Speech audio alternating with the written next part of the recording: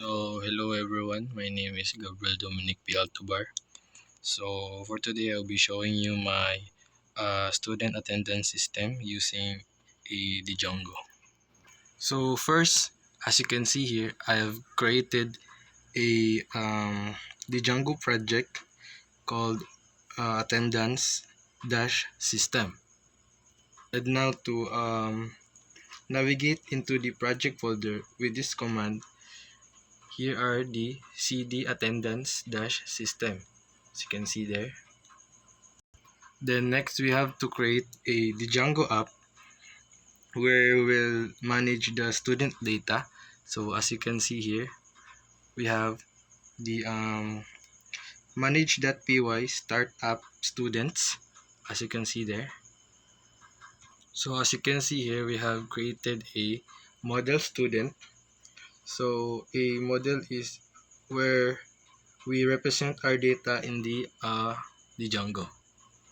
So as you can see here, we have our models.py. So as you can see here, there are class students. So first name, last name, course, and years. So this represents our data in the Django. We'll define the student's name, young course, and also the year. So next step is we have our Python manage.py. So here we have the make migration. So this will create the table in the database where ma-store ang student information.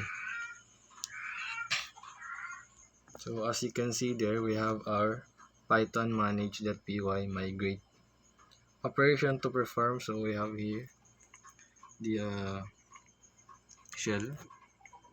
So as you can see there, we inserted the students data into the table. So as you can see there in the table, we have the student 1, student 2, then student 3. Then also their first name, which is example this one Gabriel, then the last name, which is Altobar. Then also it has their course and the year.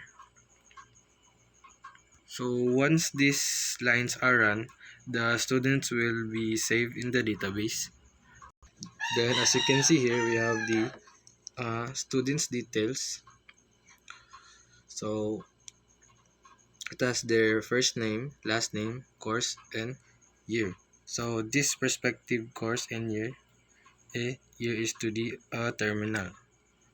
And also actually we have the installed app, which is right here. We add students to installed app right there, and that's it. To add an app which is student, then insert students info, which is their name, actually right here, which is their name, first name, last name, course, and student year. Then retrieve student info from the table. So that's all. Thank you.